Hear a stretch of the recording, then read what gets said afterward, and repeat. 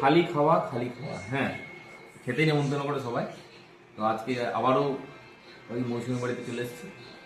ও বলছে আজকেও খাবে, ওর জন্মদিন কালকে গেল, তো জন্মদিনের জন্য আমাকে খাওয়াবে, তো ভালো সুন্দর করে খাবো। তো যথারীতি সুন্দর এবং সেই আলু পোস্তটা এবং গাঢ় গাঢ় থকথকে বেশ আলু পোস্তটা করেছে হয়েছে। আর আজকে দুটো মুরগির 4টে ঠ্যাং, দুটো দেশি মুরগি নিয়ে চলে এসে সুপ্রিয়তা। সেই দুটো দেশি মুরগির একদম সুন্দর করে একদম ঝোল ঝাল করে একদম রেডি করে রেখে দিয়েছে। হ্যাঁ হ্যাঁ হ্যাঁ হ্যাঁ হ্যাঁ, কেক নিয়ে এসো। কি কি আনবো? কেকটা। কেক, আচ্ছা।